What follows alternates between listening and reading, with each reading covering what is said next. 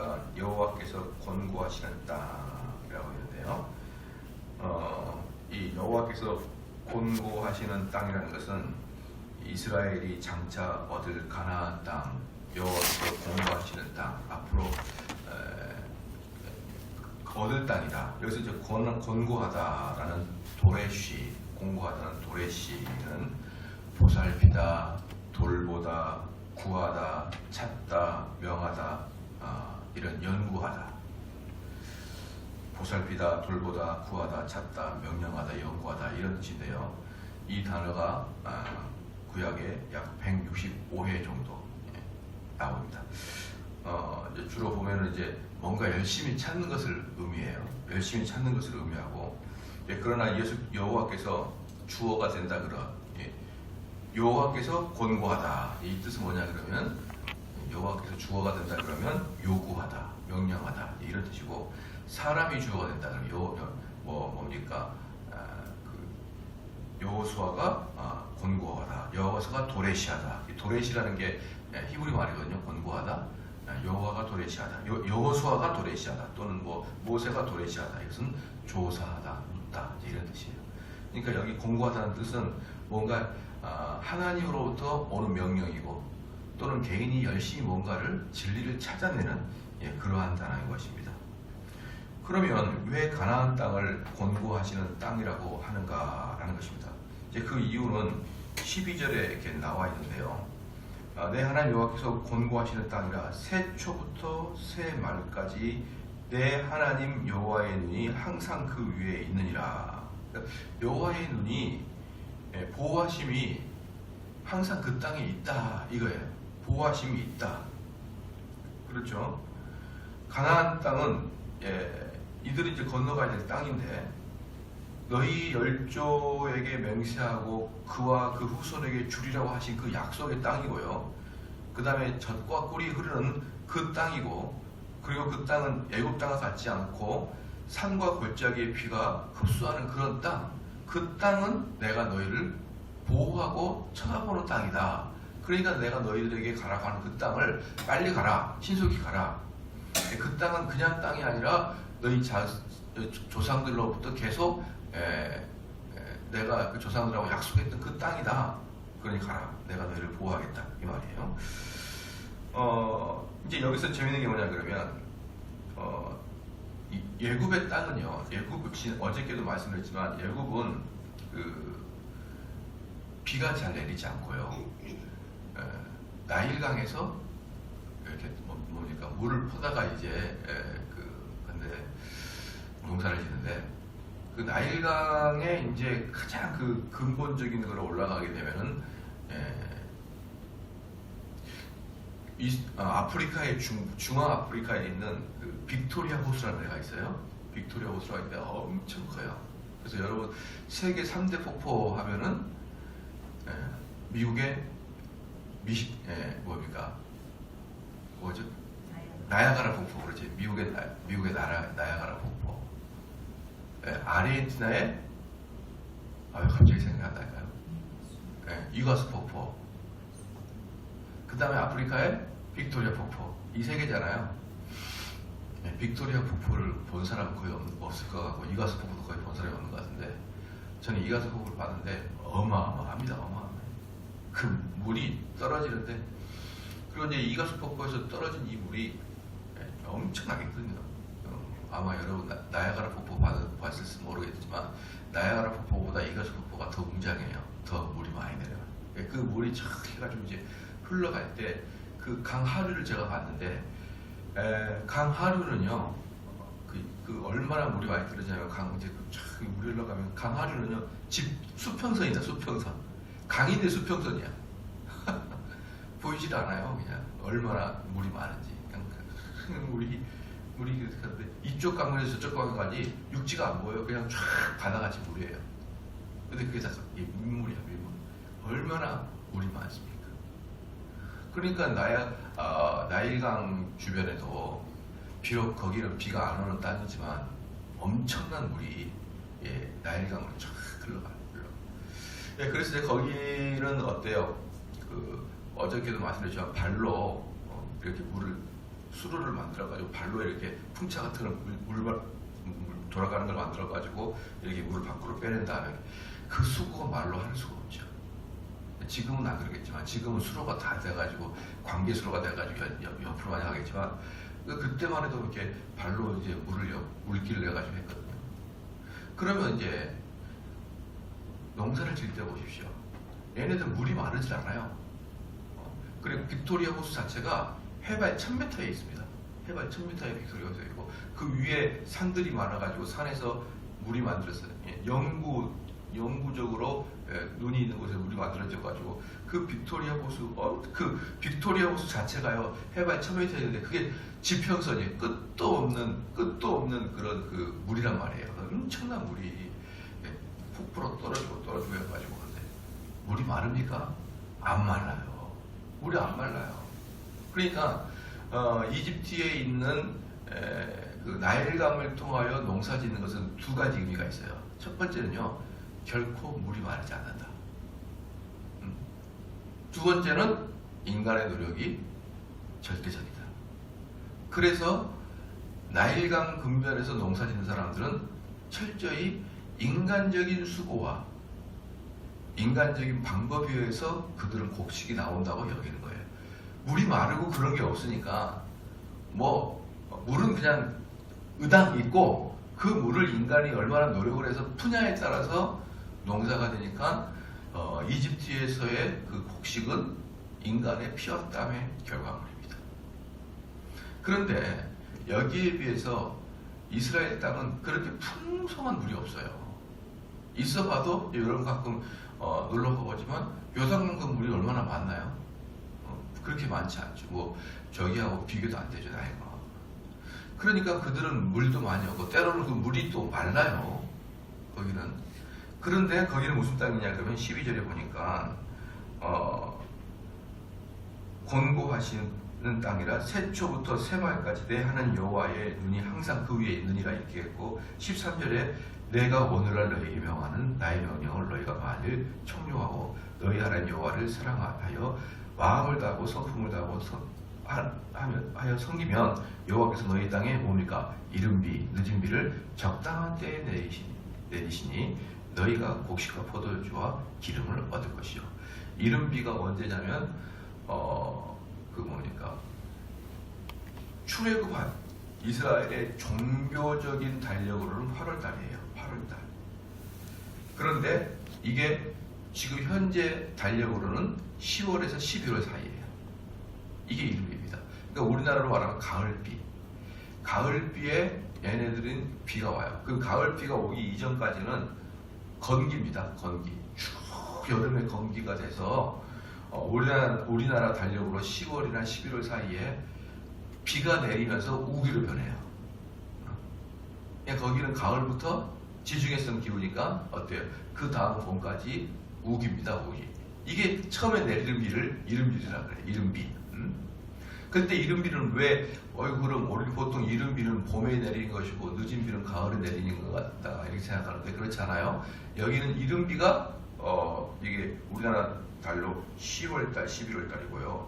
그다음에 늦은 비는 거기 종교력으로 1월달, 우리나라 달러로는 3월 정도, 4월 정도예요. 그 정도가 늦은 비입니다. 그러니까 봄해가 늦은 비고 가을해가 이른비예요. 그러면은 그 봄부터 가을까지는 건기입니다. 아주 푸석푸석해요. 그리고 그 건기를 깨고 비가 처음에 딱 오는 게 이른비, 즉 우리나라로 가을에 비가 내리고 그때부터 이제 습기가 많아져요. 그때는 어때요? 1년 동안 딱딱했던 그 땅이 비가 내림으로 땅이 보들보들하게 돼요. 그때는 땅을 뒤집기에 아주 좋죠. 그래서 파종을 하기에 너무 좋아요. 그래서 그때가 이른비고 그 다음에 마지막은 뭡니까? 3, 4월이에요. 이제 그 뒤부터는 뭐가 생깁니까? 시작? 건기가 시작돼요. 건기가 시작되기 직전에 뭐가 있느냐? 마지막 비들이 내리면서 그때 추수됩니다. 그때가. 그러니까 이른비 때는 파종 때요. 늦은 때는 추수됩니다. 요 두 군데의 비가 어떻게 오느냐에 따라서 그 당내의 풍년과 흉년이 결정이 됩니다. 이스라엘 사람들은 강에서 물을 끄집어내는 게 아니고 어떻게 끄집어냅니까? 하늘에서 내는 비를 기다립니다. 그렇기 때문에 이스라엘 사람들에게 풍년과 흉년은 누구의 손에 달려있었습니까? 하나님의 손에 달려있는 거예요. 이집트의 풍년과 흉년은 인간의 노력에 달려있다. 그러면 하나님께서 이스라엘 땅에서는 하나님의 은혜에 따라서 풍년과 흉년이 기다려 있으니까 이스라엘 사람들에게 주어질 명령은 뭐냐면 너희들 열심히 농사 지으라가 아니고 뭐예요? 하나님 말씀에 순종하라고. 하나님 말씀에. 하나님 말씀에 순종하면 너희는 시기적절하게 14절에 여호와께서 너희 땅에 이른비 늦은 비를 적당한 때에 내리시리니 너희가 곡식과 포도주와 기름을 얻을 것이요.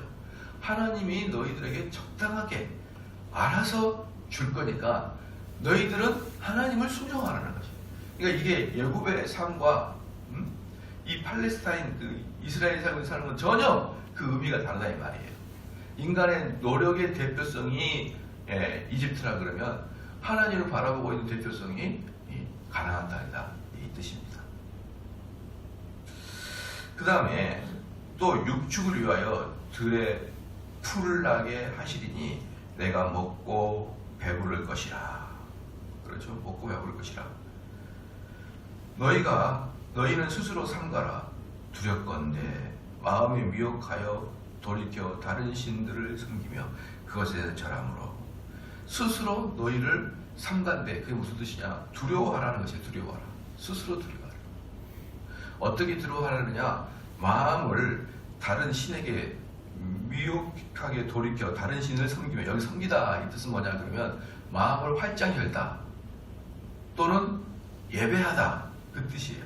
그러니까 다른 신에게 마음을 열지 말라. 내 아내는 다른 남자에게 마음을 열지 말라. 그 뜻인 거예요. 그래서 여기서 이제 섬기다라는 것은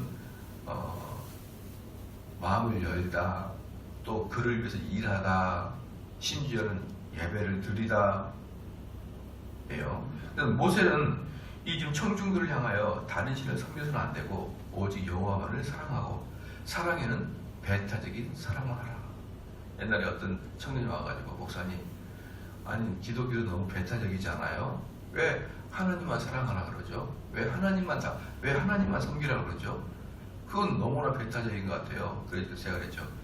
당신은 젊은 남편인데 당신은 당신 아내가 당신을 배타적으로 사랑해야 되지 않나요? 너무나 쉬운 문제죠. 그래서 제가 한마디 더 했어요.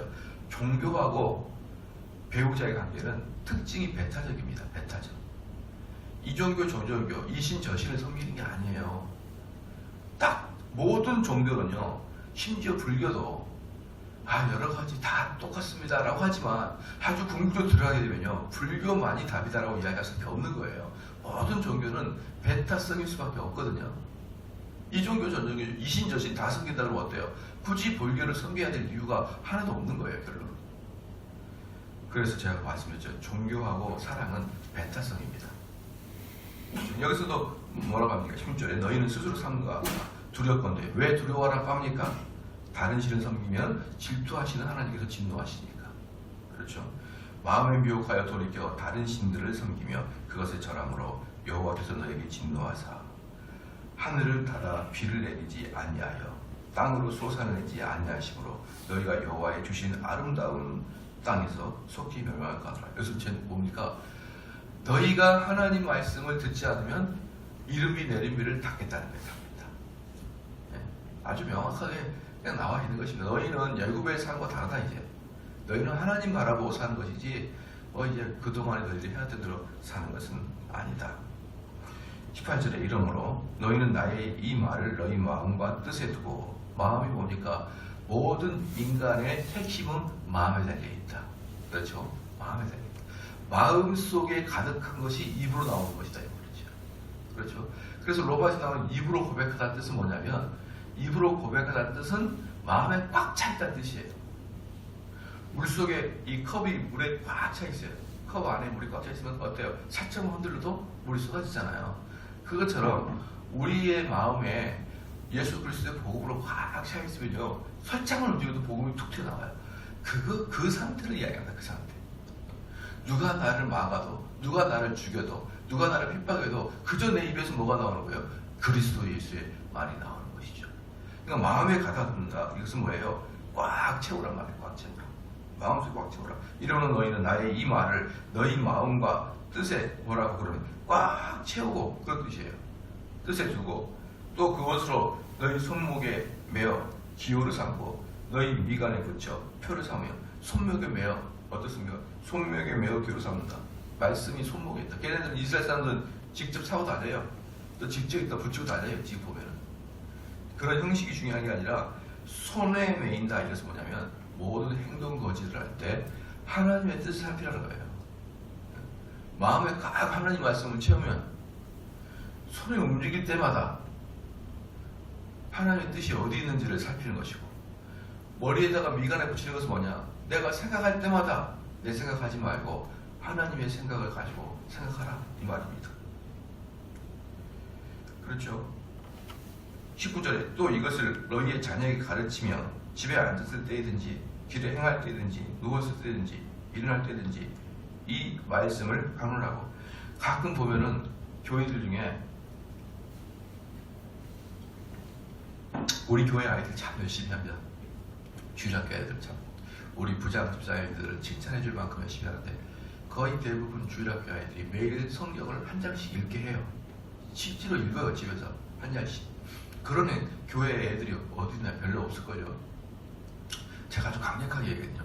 머리를 박아 시키든지 엉덩이를 찹쌀 때려주든지 어쨌든 모든 걸 다 동원해서 얘들이 성경을 읽게 좀 해달라. 제가 부장님에게 간곡하게 부탁을 드려요.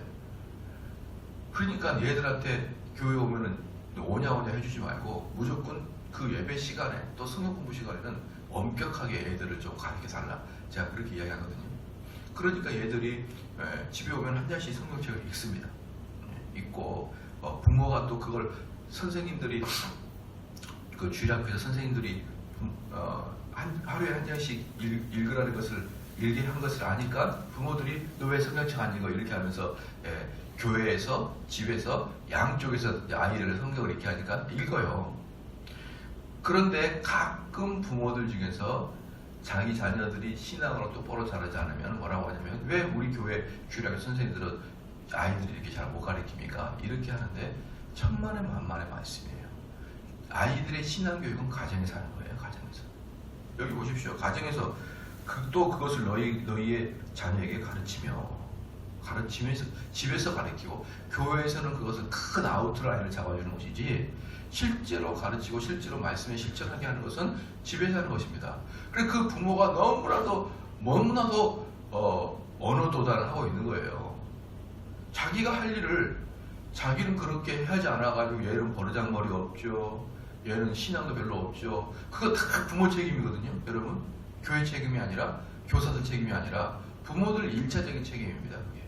근데 자기는 바쁘고 자기는 신경 쓸 게 많으니까 그것 다 안 하고 다 교회에서 하게 하고 자기는 하나도 안 하고 나중에 보니까 교회는 다니는데 기도도 안 하죠. 믿음도 없는 것 같죠.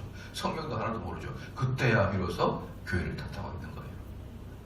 여러분, 아이들의 신앙의 1차적인 책임은 부모에게 있다.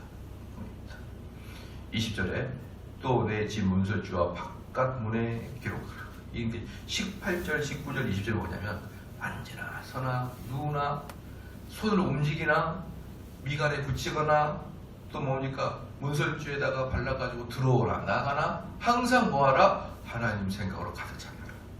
하나님 생각으로 가득 차게 하라. 왜 그렇습니까? 그렇게 하나님 생각으로 가득 차서 그의 행동 거지가 하나님 말씀 안에 있다 그러면 내가 너희들에게 축복을 내려주겠다는 축복을. 너희들은 노력해서 축복을 받는 게 아니라 너희들은 하나님으로부터 받은 축복의 자녀인 것이다. 그게 바로 너희들은 다른 민족과는 아주 절대적으로 차이가 있는 것이다. 너희들은 너희 노력에 의해서 복을 얻은 게 아니라 하나님이 이른 비와 늦은 비를 내려줘야만 복을 받는 그런 민족이니까 다른 민족처럼 열심히 살려고 노력하지 말고 열심히 하나님을 섬겨라. 그러면 이 모든 것을 내가 너에게 주겠다. 이렇게 약속을 하신 우리 하나님입니다. 기도하시겠습니다. 하나님 아버지, 참으로 감사합니다. 이스라엘의 가나안 땅이 어떤 땅인지 우리 하나님께서 그 땅을 이스라엘 사람들에게 권고하시는 그 땅인 것을 알게 하여 주시기를 감사합니다. 그 땅을 우리 하나님께서는 믿음의 조상들 때부터 언약을 맺고 약속을 맺은 그 땅이고, 그 땅은 다른 땅과 다르게 하나님이 살피시고 하나님이 눈여겨보시고, 그리고 그 하나님이 그 땅에서 사는 모습을 보며 하늘의 문을 열어 이른 비와 늦은 비를 내리게 하여 그 땅을 풍요롭게 하는 땅인 것을 알았사오니, 하나님 아버지, 이제 가나안 땅에 들어가는 이 모습 속에서 우리는 철저히 하나님을 의지하는 자가 될 수 있게 하여 주시옵소서. 감사드리며 예수님의 이름으로 기도합니다. 아멘.